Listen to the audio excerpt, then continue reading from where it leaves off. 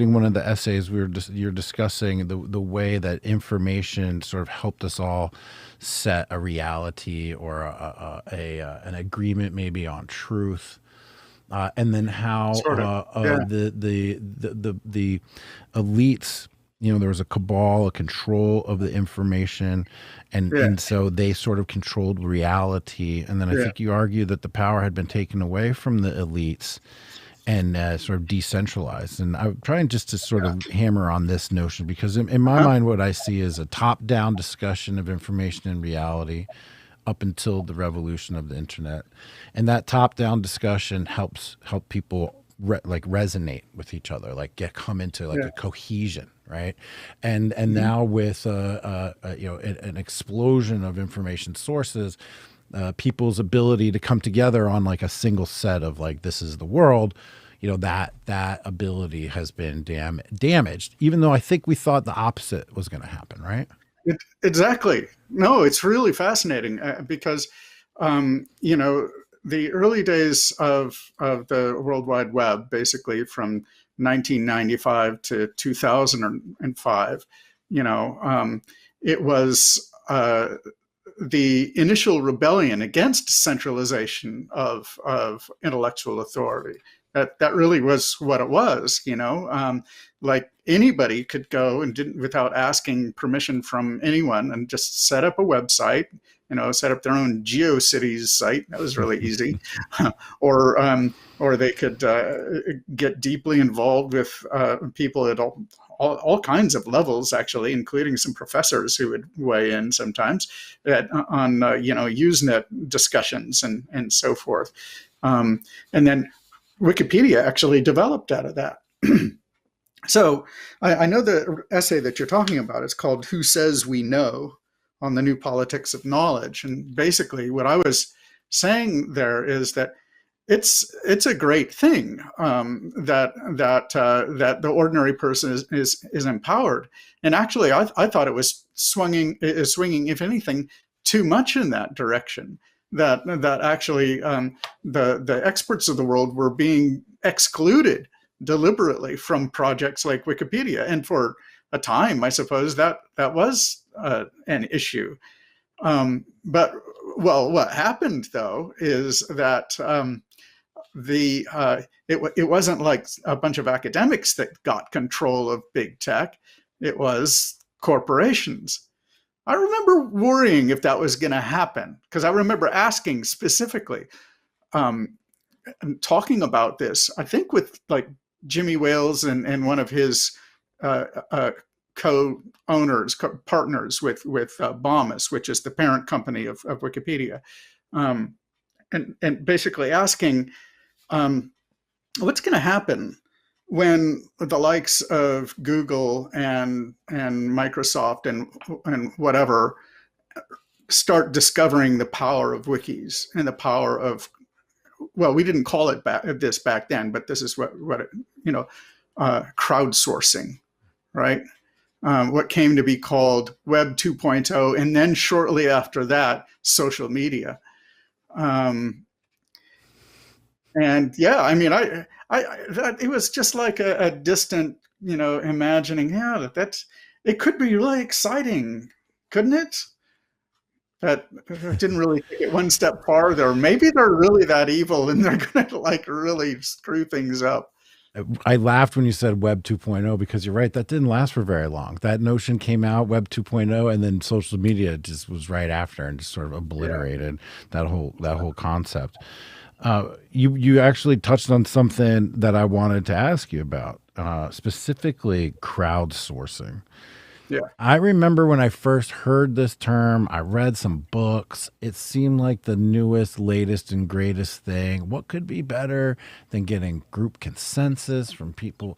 I don't even think I thought about it enough to say from people I trusted. In fact, it was just like, how cool is this? You can get consensus through law of large numbers. You're going to get the truth this way. I remember crowdsourcing being very exciting.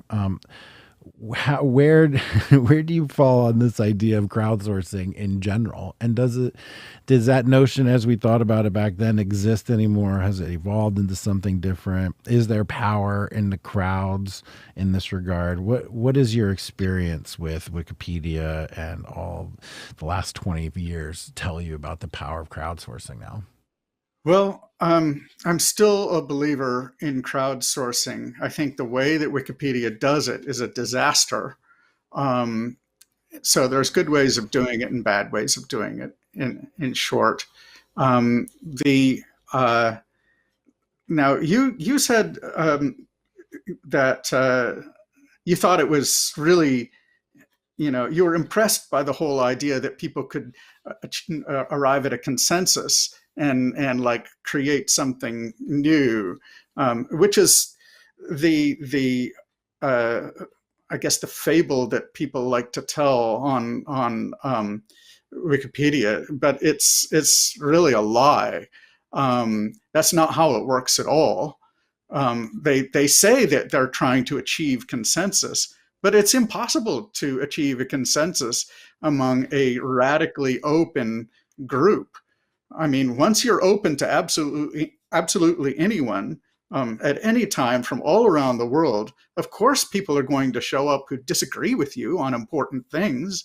I mean, how could they not? That's just obvious. And yet, Wikipedia acts as if that wasn't the case, as if a meaningful consensus is possible. But then, of course, what they say is, well, we have certain rules, and the people who participate in our community, they agree by the rules.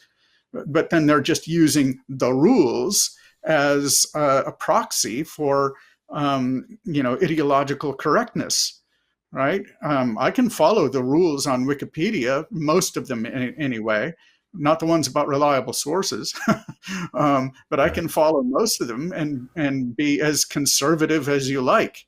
But I'll still be kicked out for breaking the rules and violating the consensus on Wikipedia. So, and this really goes to show one thing that I would have said.